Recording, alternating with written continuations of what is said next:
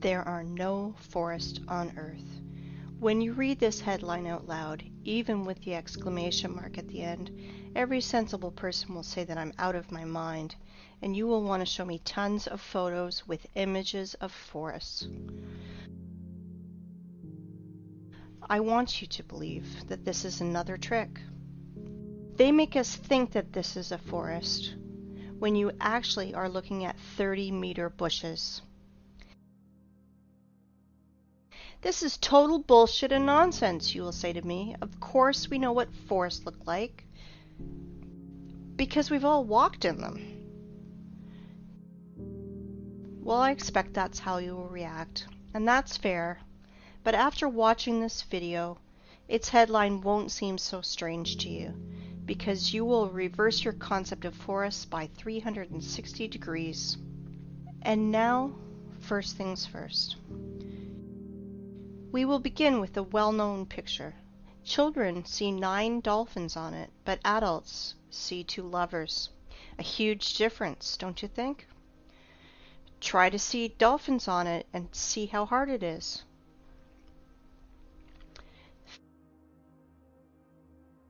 Feminine fruities just won't transform into dolphins for most adults.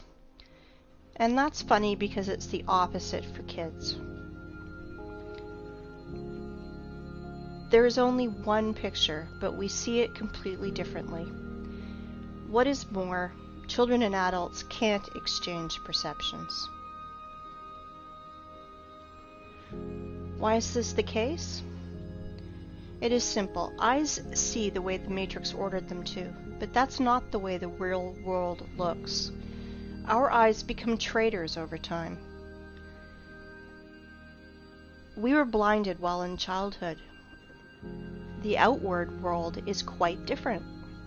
We see things through a prism of habit and experience.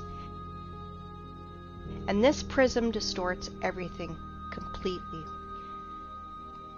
At 30 years of age, this prism works to protect your mind. And at 40, you could go crazy without this prism. Do you think I'm exaggerating? Look at this photo. I'm claiming that it is from a mesa that was formed from a magmatic melt from the Earth's depths about 200 million years ago. You think I'm out of my mind? Maybe you're out of your mind. You will understand soon. We'll come back to this plot of grass later. For now, remember how we bumped into this old stump. Sometimes humans even try to take photos trying to hug the unhuggable trunk of a tree. But really, think about it. Old trees are a rarity. They are all registered, they are tracked, and are being kept in reserves, like memorials of nature. There is an uproar on the internet about forests. Why all forests in the earth, even in Siberia, are not older than 200 years old? Where are all the giants? It is right that the people are in an uproar about it, but I want to look at the problem from another angle, from the side of the Earth's poles. The thing is that even Soviet biologists found strangeness in the poles, and unnatural amounts of water kept in the ice and snow, and there's an unnatural percentage of carbon dioxide in the world's oceans. This abnormal concentration tells us exactly about a worldwide fire of the past. Using simple math, those scientists come to the conclusion that those fires carried away 99% of the Earth's biosphere.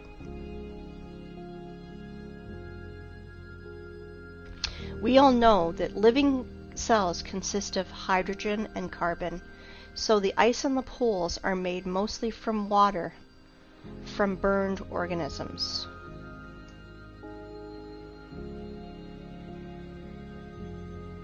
And now, think about this number, 99%. It means that everything that now grows, crawls, flies, swims, and runs on the earth is 20,000 times less in volume than before this catastrophe. 20,000 times. To imagine this, look at this picture. This piece of bread is humans, plants, animals.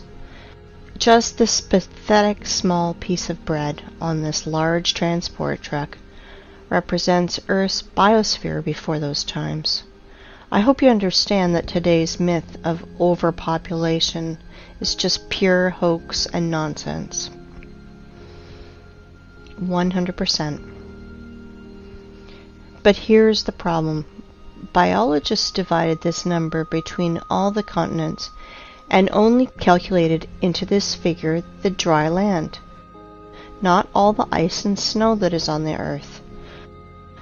And there's a lot of snow and ice. Fact is fact. But as always, illumination can come suddenly, and stereotypical thinking is to blame. 30-meter tall forests are like a virus that takes over both our brains and especially the brains of biologists, which prevent us from finding a solution to this problem. If plants can't fit broadwise, then we should fit them upwards, and then it should make sense. In this new theory, hypothetical forests of unthinkable height was drawn. And here's the thing. We found these old photos. This is the vandalous felling of the sequoias in the California redwood between 1880 and 1920. These trees miraculously survived the planet's bombardment in 1816. Just imagine how many years this tree needs to grow to these sizes. Then these terrible men come with saws and axes. 1, 2, and no more tree. In proportion of this tree, we can see a rule. The diameter of the stump is 3 times bigger than the woodcutter's or feller's growth. Let's look at this formula. You just think about it. You are entering a forest that is not usually 30 meters, but 100 meters. Here are your fairy forests from fairy tales and books. Forests that are lost because of such barbarians. I understand that they are just wage workers, and they must feed their families, that this is just an order from above. But if every single woodcutter refused to carry out these criminal orders, all the forests would be saved, because their demon bosses are too arrogant to do it with their own hands. And that is why I will send these merry woodcutters' defenders to a well-known place. Look at this photo carefully. They look like satanic bacterias that want to kill the forest organism. For those who think that trees were killed just because of wood materials, I want to dispel your claims. Trees are energy generators. They produce constant electricity, oxygen from photosynthesis, food. They have a root network and are programmed to exchange data.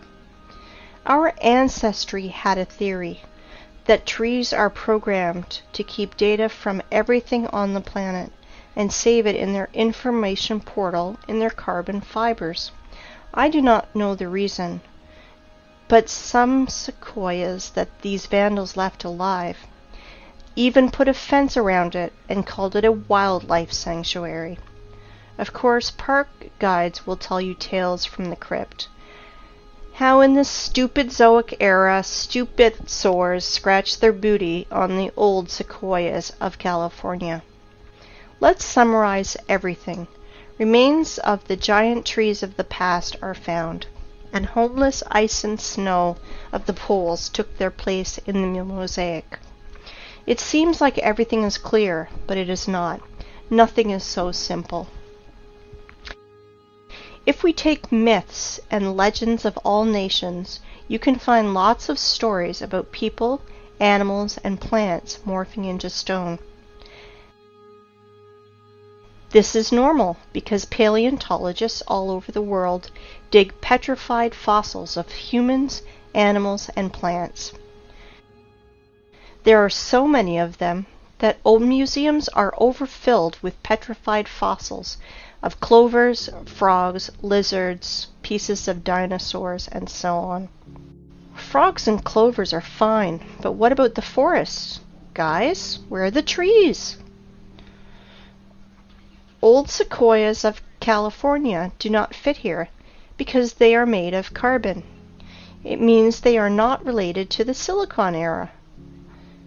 Why do I know this? First off, they were cut and sawed by standard instruments. All axes and saws would break if they had to cut silicon.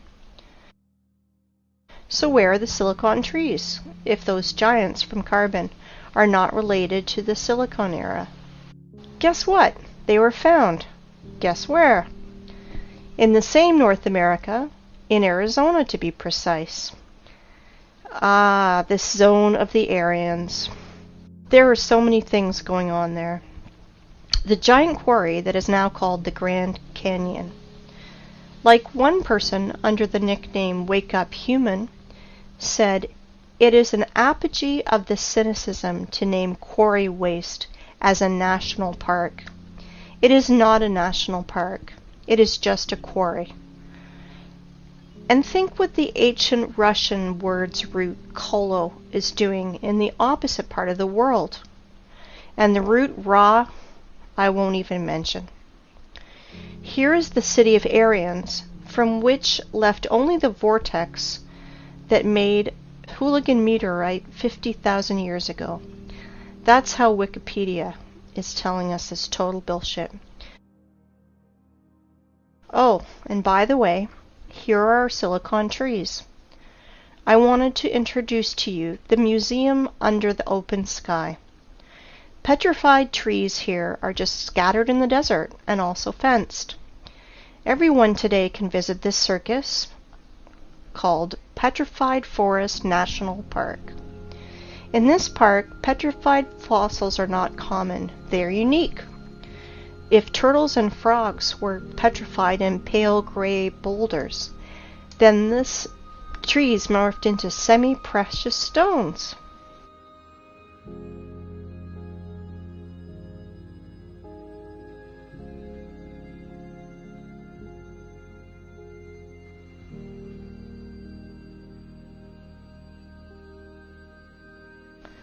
Beautiful stones, aren't they? It is time to take stock. All our forests are young and do not grow higher than 30 meters. Remains of fairy forests were found in the sequoias of California, and biologists put poles of ice and snow in its place. We found petrified fossils of the Silicon era and trees from precious gems. Now everything fits together, right? Or no? In a perfect world, everything fits. In our cursed hell, nothing fits. Since that time, when I was a kid and I saw petrified fossils on a TV show, I was tormented by that question. How is it possible for a frog to be morphed into a stone instead of rot like any organic body does? Let's see what Wikipedia tells us. Special rare conditions must be met in order for the fallen stem to be transformed into fossil wood or petrified wood. In general, the fallen plants get buried in an environment free of oxygen, which preserves the organic structure and general appearance. I understand this is dry British humor. If not, I will try to explain.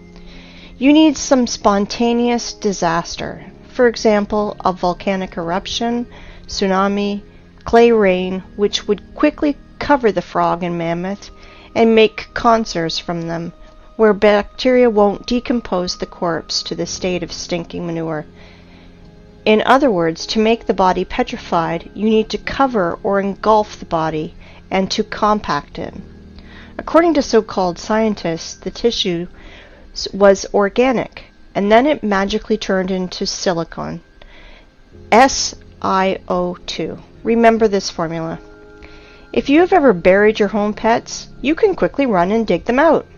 Your beloved pet is petrified, and you can put his statue on your table. Want to reproach me for such black humor? Redirect that to the official science community, which sells us such bullshit. A dead body has only two options. Dry up like an insect in a piece of amber, or the second option, just simply rot. Organic bodies will never turn into rubble. Never. This absurdity is invented to hide the truth. Magical morphing into stone is a little thing. Transforming wood into semi-precious stones, this is where the lies and ignorance become uncontrollable. Tell me how a stick of wood can become a semi-precious stone. You may have no answer, but I do, and we will discuss this later. For now, let's analyze what these gems show. I do not know about you, but I am confused by 3 points.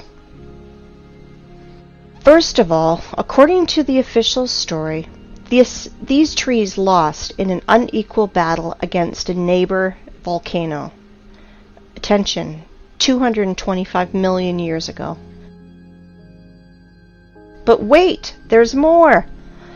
This wood not only burned and held fire, not only rotted into the wet ground, against all the laws of physics, chemistry, and biology, just transmorphed into precious gems. David Copperfield is nervously smoking on the sideline. But this is not the end. Trees are not broken. Trees are sawn into even, accurate pieces. Well, I want to know the name of this brand of chainsaw that Aborigines use for this. I am joking, of course, but the conclusion is that this is not a museum, but stage theater. These trees were sawn and brought here by someone. You know, only a true fool would believe in the magical transformation of wood into precious stones and gems. Here's another question. For what purpose did they make this circus with all these scattered pieces of silicon life form? And did you pay attention to how small these silicon trees are? They are incomparable, even with the sequoias of California. But this one is simple. They are not trees. They are trees' branches, giant silicon trees. And these trees were so big that American sequoias near them look like sticks near the baobab. And while tourists are freaking out over these precious gems, no one is paying attention to the background, because everything is hidden in plain sight. To understand what I'm talking about, let's return to our favorite plot of grass. And I want to ask you, what do you see? A tree stump in the daisies? But I continue. This is mesa that was formed from the magnetic melt from the Earth's depths about 200 million years ago. Do not believe me?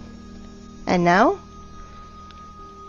Let me introduce to you, this is Devil's Tower, mesa, or so-called laccolith, that was formed from a magnetic melt from the Earth's depths about 200 million years ago. At least that's what Wikipedia tells us. And billions of people believe that this is mesa, laccolith, or a mountain. Really? Let's come closer to our tree stump. to look at his fantastically inexplicable columns. Let's look in the Wikipedia ones again. Igneous rock is formed through the cooling and solidification of magma or lava. Really? What a smart magnetic melt! It's just stood still and froze in the appearance of a perfect hexagonal column for 300 meters in the sky. You can synchronize your instruments with these miraculous columns. Were they squeezed out of cream injector, then tied in a bun like a broom, and then a big giant fan blew near to help the columns to curdle faster? Maybe the columns of Parthenon or Isaac's Cathedral were built in the same way. Gentlemen scientists, are you out of your mind writing this garbage? Humans, are you out of your mind believing this garbage? Claiming that this geometrical masterpiece appeared as the result of a lava fountain is the same bullshit as claiming that a racing car appears on the track because of an explosion at a Ferrari factory. Have you ever seen what a fountain of lava looks like? In those times, lava had artificial intelligence. Really? Comparative analysis. All columns are hexagonal. Why exactly hexagonal? Because the universe's masterpieces are built in this form. There are no snowflakes exactly the same, but all of them are in a perfect hexagonal shape. Bees, too, without the knowledge of mathematics, correctly identified that the regular hexagon has at least perimeter among all the other shapes of equal area, so you can fill this shape most efficiently. When bees build honeycombs, they instinctively try to make them as roomy as possible and spend as little wax as possible. Hexagonal shape is the most efficient, economical figure for building honeycomb. Blind sheep cannot understand that our universe is fractal. That is why there is no difference in what scale you study it. In the scale of a mountain or the scale of a tree that everyone has outside their window. And now let's open a botany textbook. Let's find the structure of any plant and let's compare it with our giant stump. We won't go deep into this. We only want facts that fall into our hands from the Stumps photos. So it will be useless to try to argue against those facts. I want to introduce you to the cross-section of a stem of flax. Well, gentlemen biologists, are you noticing anything? No? Look, it seems like honeycombs in the middle. Wowzers, and they are all hexagonal. Well, what a coincidence. If we remove skin around this flax, our stump skin is the same. Let's look at the small rocks around it, and guess what? Flax looks exactly like our stump from the bird's eye. They look identical. Exactly. The stump's fibers, like the fibers of the flax, has a hexagonal shape that is strictly preserved. It is geometrical the entire length of the stem, and that is as much as 384 meters.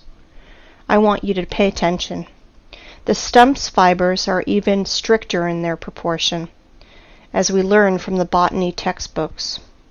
They are no different for the whole length, but are relative to each other. It is a branch of armature hexagonal cross-section after leaving the metal rolling mill. The fibers are not attached to each other, since they freely exfoliate and fall as the stone erosion goes.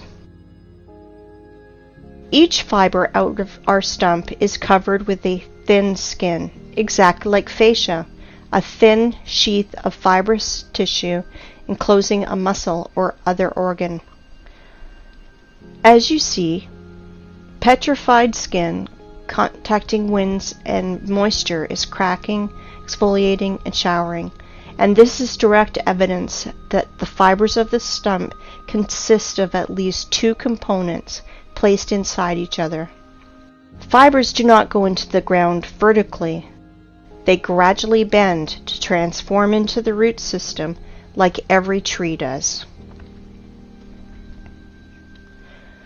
As you can see, the official story of spontaneous and accidental solidification of lava is 100% bullshit and falling apart quickly. In 1977, Hollywood made a film called Close Encounters of the Third Kind, with Devil's Tower playing the main role, where we were told 100 times that this is a mountain where we can meet aliens, but this garbage is suitable for fools only. But where were your eyes, gentlemen? Hey, biologists, geologists, paleontologists, are you here? Do you study the world in a welder mask? And now, let's find out the height of the tree, which was a stump one day. Let's use the formula that I mentioned earlier.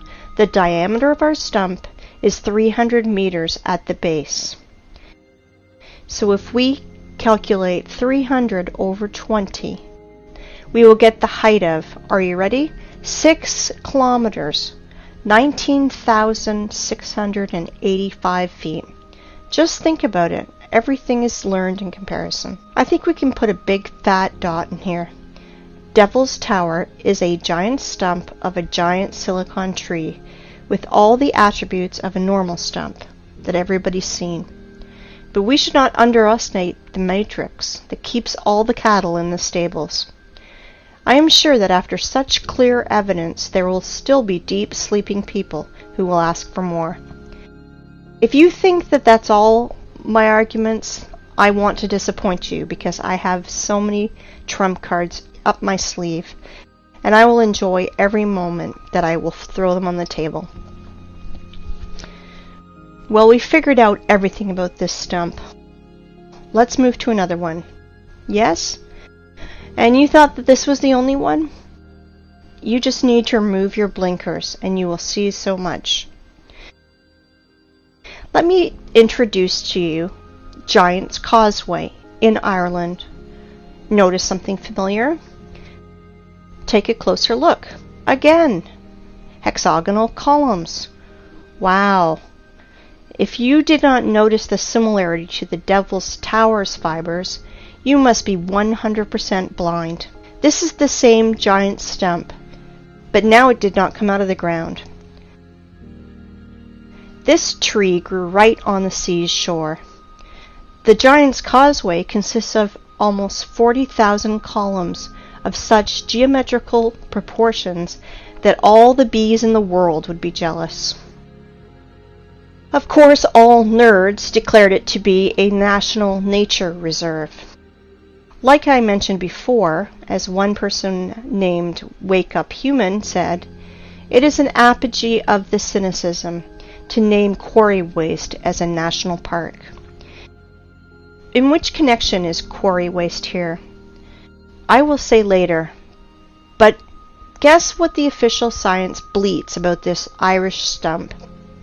Giant's Causeway is an area of about 40,000 interlocking basalt columns that result of an ancient volcanic eruption. Volcanic eruption! Please tell me how to stay calm and not erupt in a fountain of swear words in the direction of this science society. It is hard, very hard, but I will try because our enemies only want us to do it. I have only 2 questions. First of all, how many years was C.C. Campbell in a coma? And second, why do bees' honeycombs not declared as a result of an ancient volcanic eruption? Because they are not distinguishable at all. It's no less strange why street sidewalk tiles are not declared as a result of an ancient volcanic eruption. Show me a single difference, nerds. And now I'd like you to come back to our old method and compare Giant's Causeway, but this time with real lava. I want you to remind you how lava erupts and flows. and this is how it congeals. And now let's compare Devil's Tower.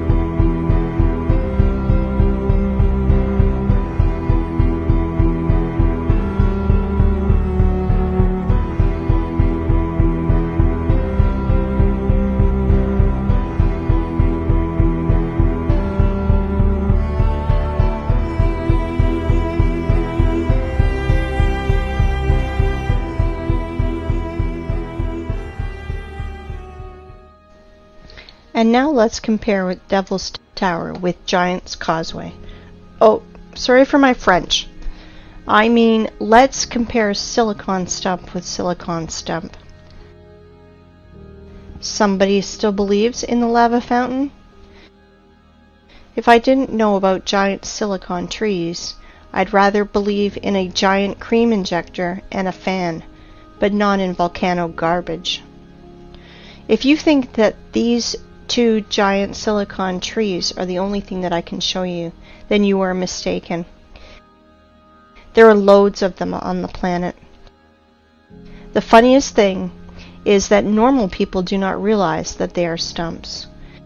But official science realized that seriously, that they should find out how to hide these trees from people who ask too many questions, and they invented a genius name for these silicon stumps: the basalt cliffs.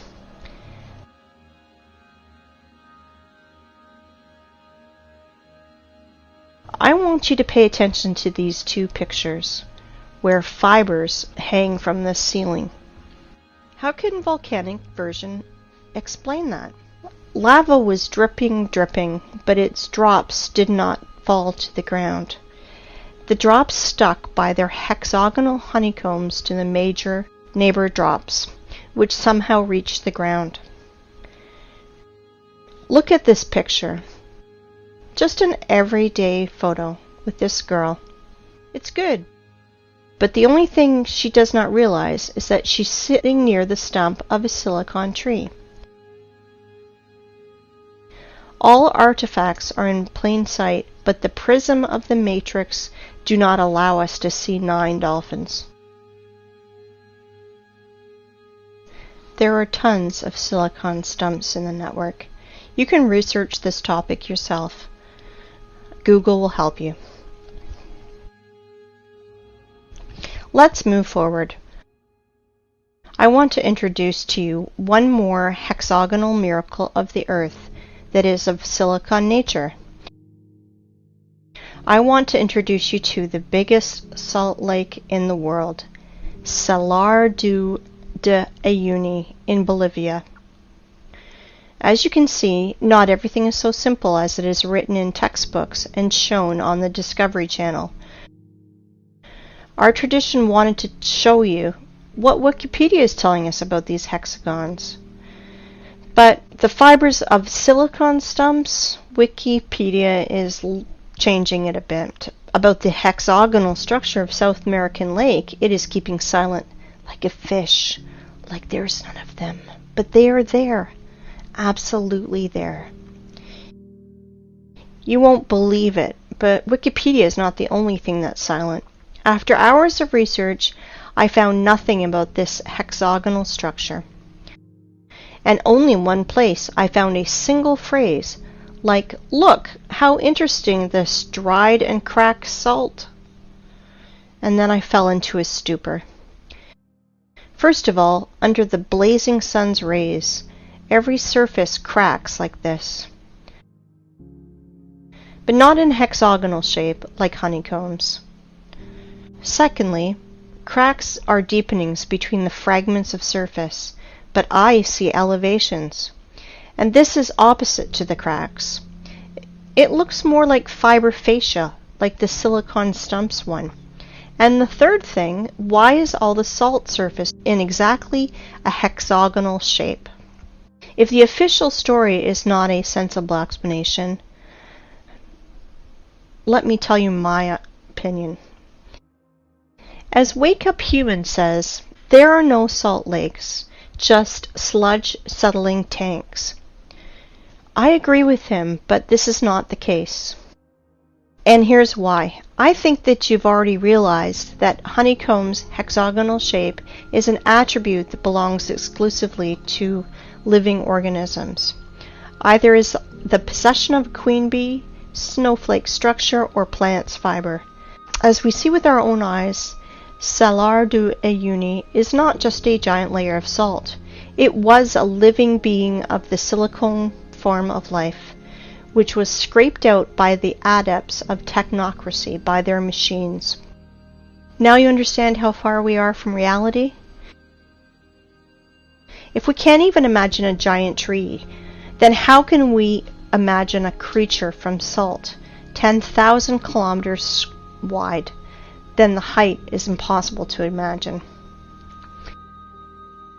Now you understand that 7,500 years ago, our planet was so fantastic, fabulous, and beautiful that Cameron with his avatar is a poor substitute. All that is left to us is a desert, which we have turned into a scrapyard. And what I mean by saying scraped out by their machines, well, to be short, while our society was sleeping in this matrix, working 9 to 5 hours a day, doing useless things, dreaming useless dreams, our planet was literally being scraped out, and they are scraping it out now with their giant graders and machines. I will show you later. Well, the theoretical part is over now.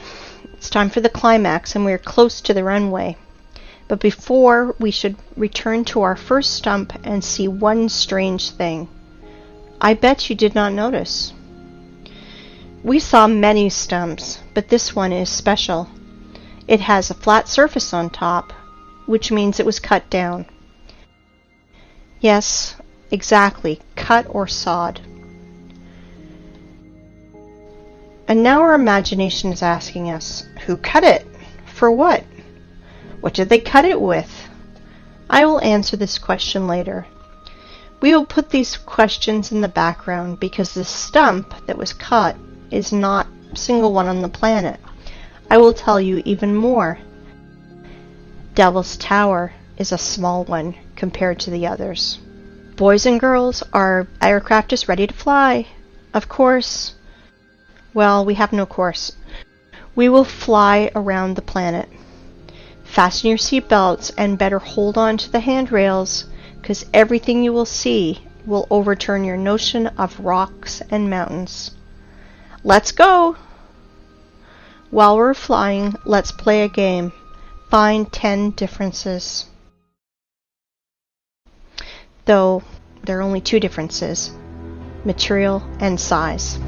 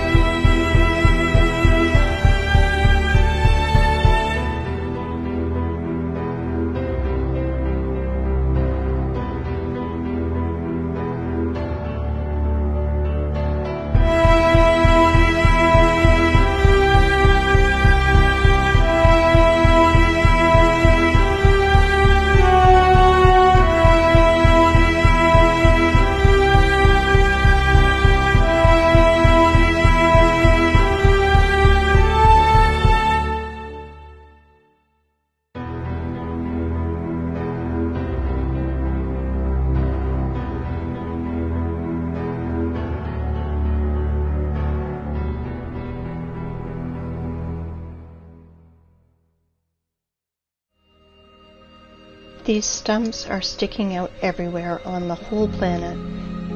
There are hundreds of them. Scientists call them mesas, which means table in Spanish, because they have a flat peak, flat as a table. Well, cool, stumps. And now let's remember the beginning of our conversation. We thought we saw forests and even walked in them. So what does it matter if they are only 30 meters high? Is there a difference? We're pleased with the one we have left. We enjoy its beauty. We are accustomed to these forests, so we don't need another. Then we discovered that the old forest was preserved in the U.S., which is described in fairy tales and myths, giant 100-meter sequoias. This is the picture our mind draws when we hear the words fairy forest.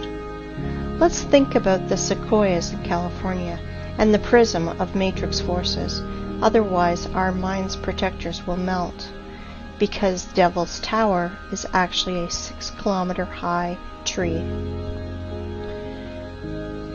But realize that Devil's Tower is a young plant compared to other trees on our planet.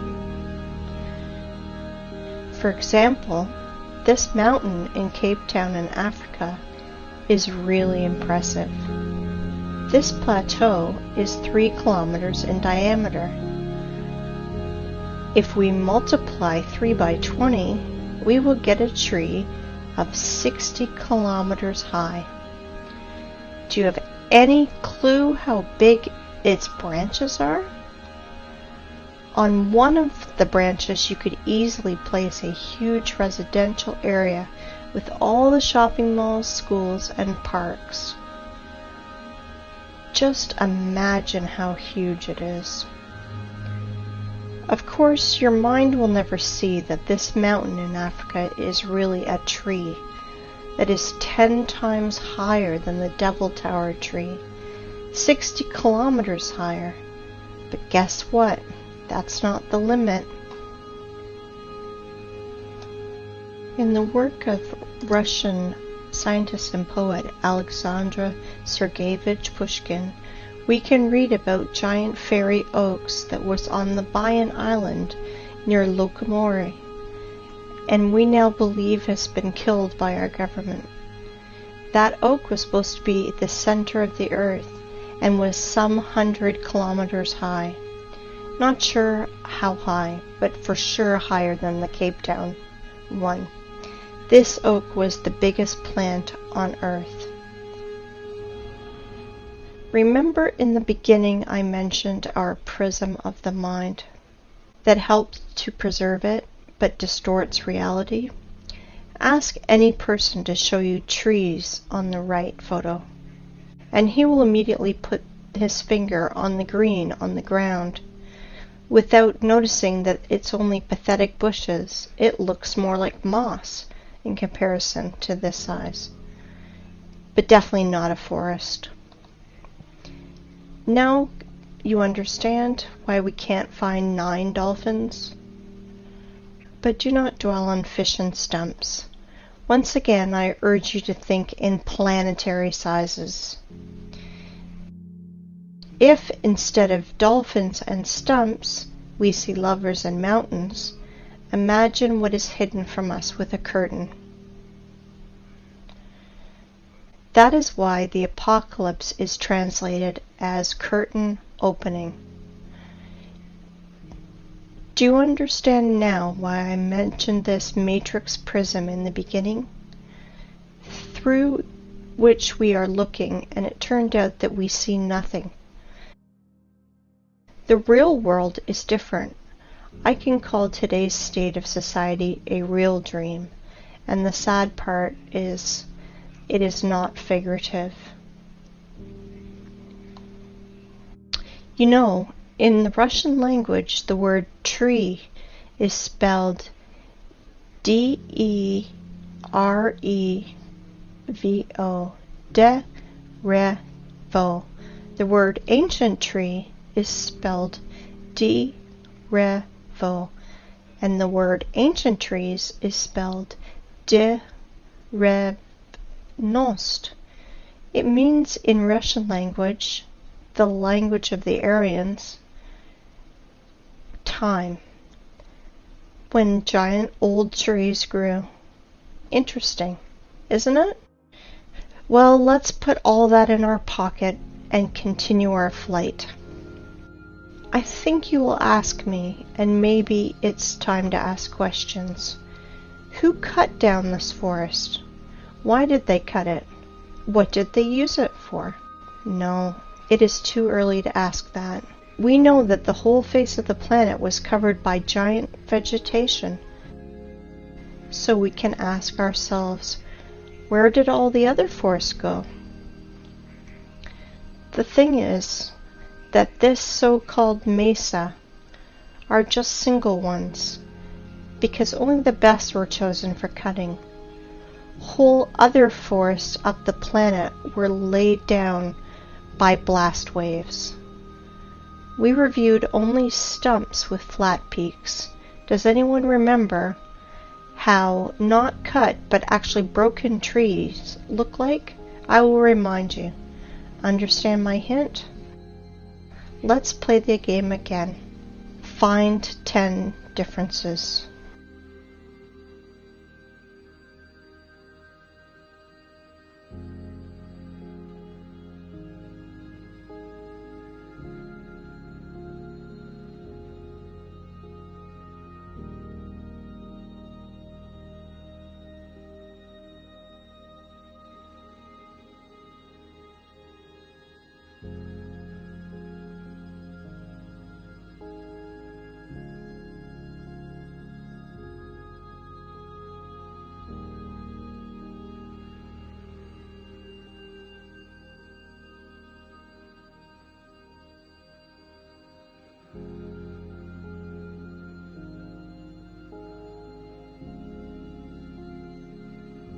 I think you understood the meaning of my words.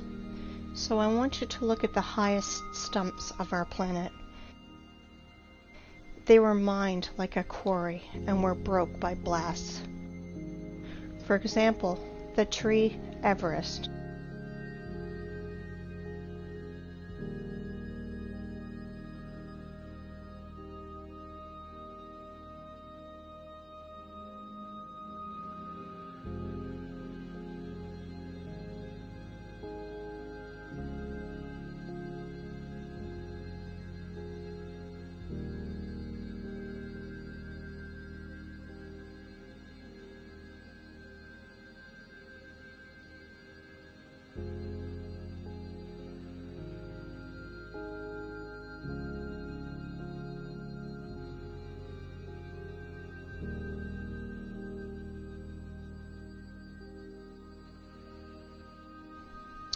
Have you already guessed?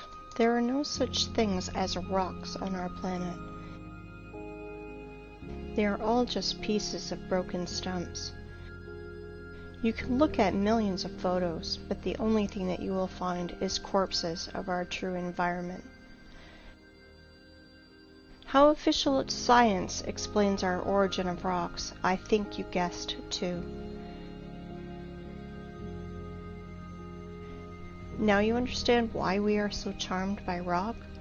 Why are all elite properties placed between rocks?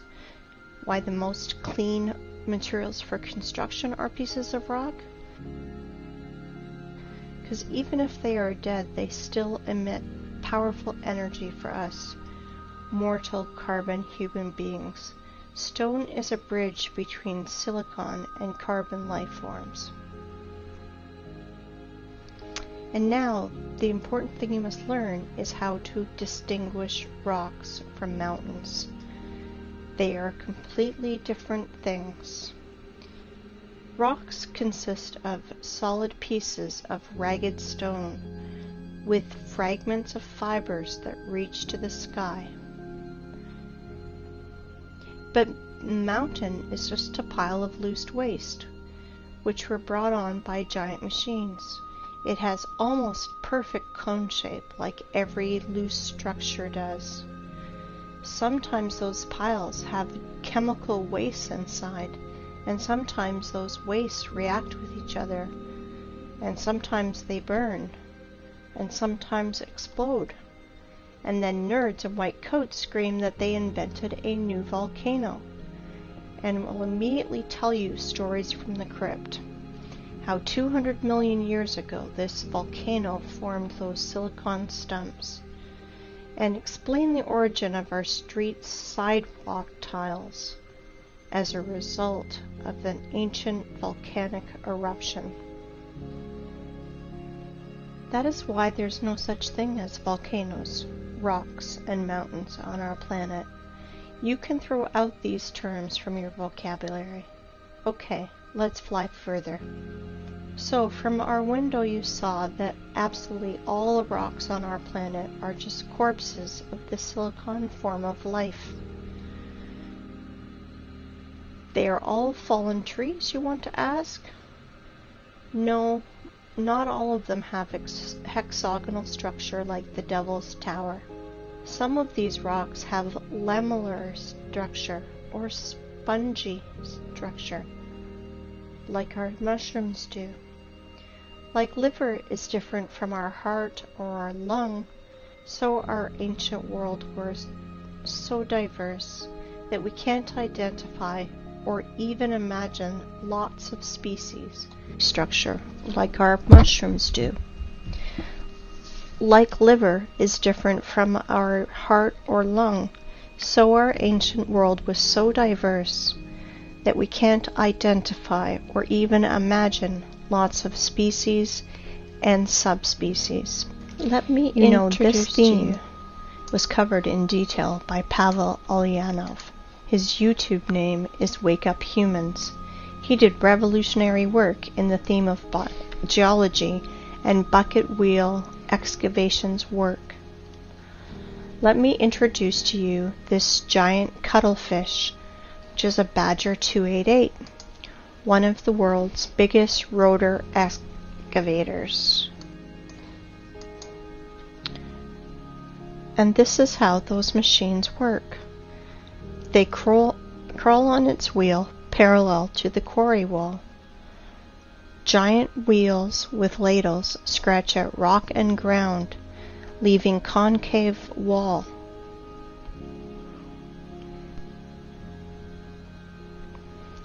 Geologists must be hypnotized in schools while they are students, because why else would they call quarry waste miracle of nature? Like, for example, this cliff in Australia. Want to laugh? If you do not believe in the idiocy of this last stage, just Google wave rock and check the official explanation. 100% unbelievable how people buy into this. Some people will ask which stone was part of the living plant and which not. I want to tell you that at least 7,500 years ago there were no such things as stones. Everything you find now was part of our ecosystem. But then people said they want to be gods themselves, and they screwed everything up.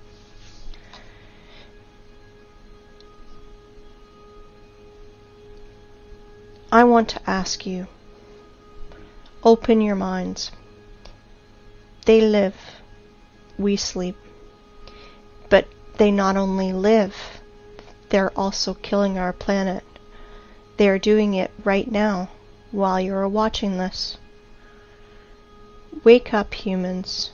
You must review all the instruction they gave you in elementary school, middle school, high school, history, geography, geology.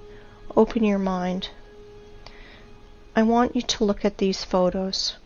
Today we have lots of artifacts which we can't repeat because of certain conditions as the lack of technology, lack of equipment, or specialists, and which are evidence that our civilization is 200 years ago, and before that compared to us was way more developed, and today's society are just kids in the sandbox.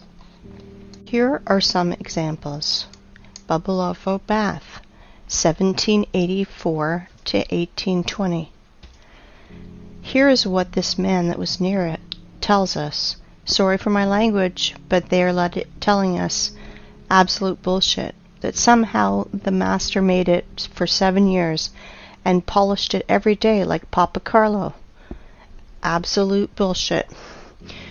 With all my responsibility as a lathe man of 5th level, I declare that this is machine precision. Concave and convex surfaces of this bath, strictly precise, circle on the whole diameter, very accurate spherical surface in the lower part of the bath. Inside the bath on the bottom, the same super accurate concavity of the whole diameter. This product is impossible to do manually, especially to polish. I have the impression that it only yesterday got out of the machine. And the polish is like from Isaac's castle columns. It's impossible to do without high-class and high-speed polishing and grinding instruments. Next one, Alexandrian column, 1834. Weight is 600 tons, 27 meters high, granite. Impossible to do manually without turning this on a lathe machine. This column has the shape of antithesis. It's simply impossible to do manually. Third, Peru Ollantaytambo. Polygonal docking of blocks. Weight is 40 to 120 tons. The level of adjustment you can see for yourself. Blocks are aligned in 3 dimensions. Capella San Severo. Made from a single piece of marble. This is impossible to do without an advanced CNC machine. For the last 50 years, there was nothing even close to the complexity of this execution. Nothing has been done by any sculptor, even with the advanced CNC machine. Marble tombstone on the Monumental Cemetery Strangolano Museum in Genoa. 6. Stone bridges in Sevastopol. Each polygonal stone of the bridge is essentially a single sculpture. An example of modern work, the stone on the left. By today's standards, it is considered quite acceptable. All cities on this planet were built of stone in the antique style, with pre-designed layouts of streets, avenues, embankments, and so on. All cities had a stone bastion wall, the construction volume which is often equal to the construction volume of the whole city. Somewhere between 1780 and 1815 we experienced nuclear war. And it is likely not the first time in the world, which resulted in a nuclear winter in 1816. A year without summer. The Anglo-Saxons called it 1800 and froze to death. Here are some screenshots from Google Earth. Photos of nuclear craters in the territories such as Belarus. Such craters are easy to find. White traces around craters are broken limestone, the basic material of that time. To visualize the damage, search in Google Roger Fenton Crimea or James Robertson Crimea and see the pictures. And you will see the photos of these first war photographers that were sent to Crimea in 1853 after the nuclear war to take pictures of the siege of Sevastopol. Compare vegetation then and today. This is an example of a photo of Sevastopol by Fenton. Until the 18th century, houses were built entirely of limestone. for cutting were used advanced machines to make perfect parallelepipeds. Here are some photos of a house in Crimea. All houses in all cities of old USSR are covered in clay for 3 or 4 meters. All houses that are deep in the ground for 3 to 4 meters and have such good quality. It takes 200 years, and during the Soviet era, such masonry of limestone is considered to be very good. This is Eski Kermen. Illiterate guides will tell you that this is one of the cave cities of Crimea, where people lived. And when I asked about this track, I was told that this track was done by cartwheels of local nobility. And this is another so-called cave city of Crimea. And this is a modern quarry where limestone is mined.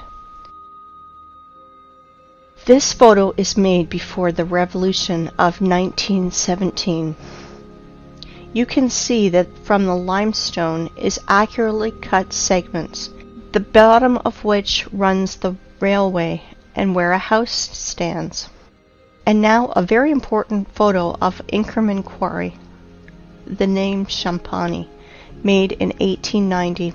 You can clearly see cut passageways through the hill, 100 meters in width and 80 meters high. Under the vertical wall we can see small pieces of limestone and limestone crumb that fell off because of working saw machining. In the cut holes we can clearly see houses. Some of these holes are beginning of catacombs, some of which extend for hundreds of kilometers. They conducted a large-scale underground mining of limestone. In the days of the Second World War, in the catacombs were hospitals, warehouses, headquarters, and trucks freely drove in and out of these catacombs. By the way, there are ancient catacombs in any city of the world. Near Odessa, there is a catacomb that is 2,500 kilometers long. Everything they tell us, rocks, canyons, ravines, cliffs, are just nothing more than quarry wastes. And there are very old quarries over there, and many fresh ones. This is a white rock in Belogorsk, near Crimea. It is a limestone quarry. The wall was formed as a result of the cut slope of the hill. Want to see more? Look at this passage from which a huge mass of limestone was taken. They lied to you. And guess what they call it? They call it the Valley, a beautiful wonder of earth. Check this out. This is an old photo from the 19th century. The mound of the vertical walls of limestone chips are not yet overgrown with vegetation. This is an old painting from the year 1855. We can see ancient giant quarry wastes in the background. Are you impressed by the scale of mining in just little Crimea? I want to tell you more. There is no cubic meter of land, probably 100 meters deep over the entire earth, which would not have been in its time mined, milled, masticated, and discarded. It is not a planet, but a giant quarry waste pit, where in the most violent and barbaric way the entire periodic table of Mendeleev is extracted. And now, look at these photos and pay attention to the tiered structure of the quarries and mines. The rotor excavated tiered cuts are massive. It is a formed structure with right angles when viewed from above. And now I want to show you the mountains, ridges, gorges, canyons, cliffs, in almost uninhabited ways. Often they are named by the people who discovered them. Are all academics and professors of geology and other science nerds too blind to see it? Mountain on the Kola Peninsula. I do not know the name. Mountains on Antarctica that were only discovered in 1820. Antarctica. Here are even the traces of the heavy machines and equipment. Greenland. Watkins Mountains. Look at the scale of the mining. Greenland. The flight from Frankfurt to Los Angeles. Gunbjorn. The highest mountain in Greenland. 3,700 meters. No problem. Almost completely gutted. Svalbard, Norway. Aurora Borealis in the background of quarry waste. Antarctica, Transantarctic Mountains. At the foot, the traces of machines are still visible. Antarctica, Transantarctic Mountains. Quarry systems. Pay attention to the background. Mount Kailash, Tibet. The height is 6,638 meters. Have you ever seen in our time heavy mining equipment that's raised to such heights? Goblin Valley State Park, Utah, USA. Gloss Mountain State Park, Oklahoma, USA. Grand Canyon, Arizona, USA. It's just a giant quarry waste, gutted territory. Millions of tourists think that they are looking at a miracle of the world because they were told so. Quarry, Grand Canyon, Arizona, USA. Nowhere can we find traces of water erosion, only the shock explosive impacts on the silicon vegetation. Quarry, Rock Spitzberg. Quarry, Grand Canyon. The cut of the stone with a circular saw. Quarry in Australia, Blue Mountains. Blue Mountains from another angle. Blue Mountains, the vertical wall. Compare it with the marble quarry in the Alps. Marble mining in the Alps. Giant quarry. Do not know where. This photo is offered as wallpaper on your desktop across the internet. Caprock Canyons State Park, Texas. Again, a national park created from exhausted quarry wastes in the USA. In some quarry wastes where there is a lot of moisture, people do farming. Banao rice terraces. Again, Banao rice terraces. And this is Canyon de Chelly Nation Monument, USA. The saws apparently did tunneling. The so-called Painted Hills in Oregon. Mountains Ravine, South Africa. Orange River and Mountains. Timna National Park in Israel, just a quarry. Quarry, Green Canyon in China. Flooded quarry, Charak Reservoir in Uzbekistan.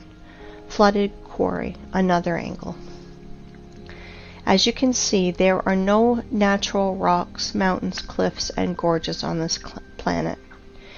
You know, while people argue on the internet how flat the earth is, like a pancake, or maybe a little concave, our masters are literally devouring our home and turning into a desert and a scrapyard.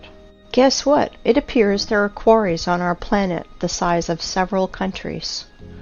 For example, in Tajikistan, Afghanistan, Uzbekistan, Turkmenistan, Kazakhstan, and Iran, there is almost no soil in these parts of the country, because a 100-meter layer of soil and all living things on it was removed.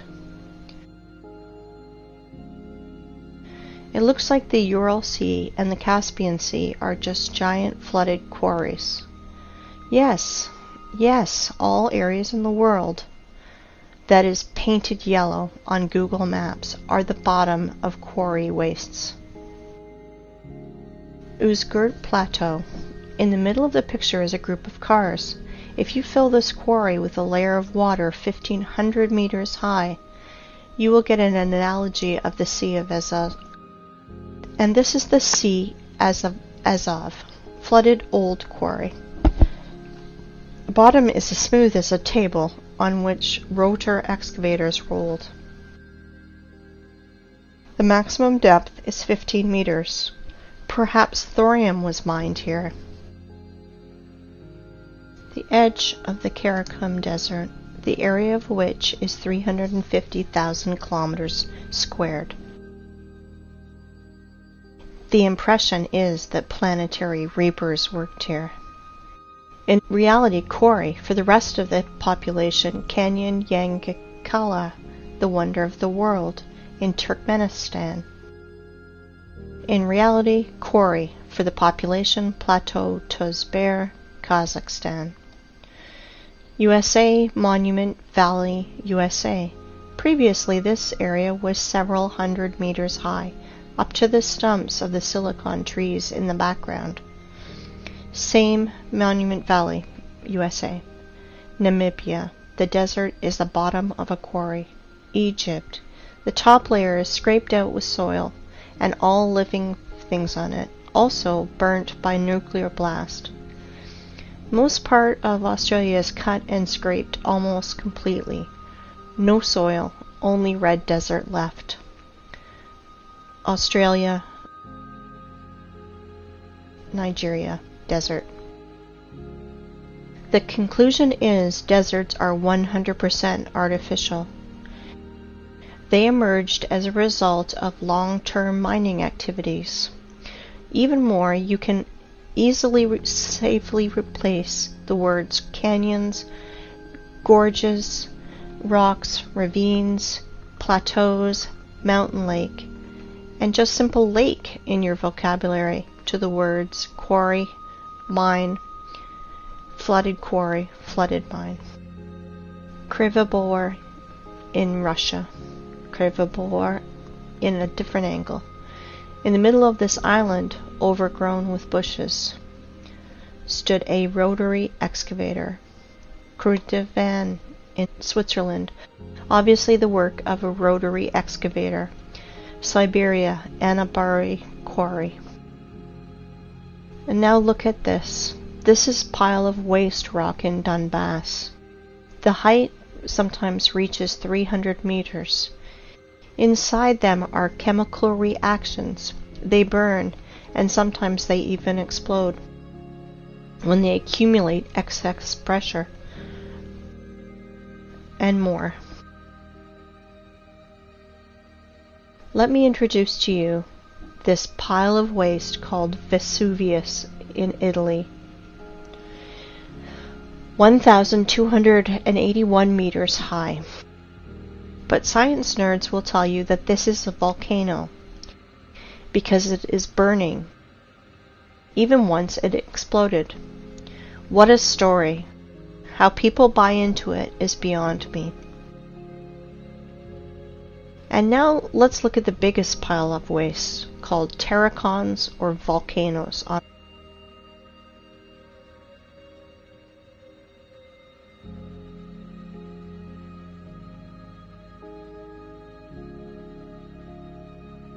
This is terracon in Fujiyama in Japan. People, if you think that our masters lie to you, you are still sleeping. If you think that the earth is flat, you are half awakened. We are on a desert and a giant quarry that we are turning into a scrapyard. Since we can trust no one, maybe it's time we think for ourselves. Really think about what you've been told your whole life and question everything.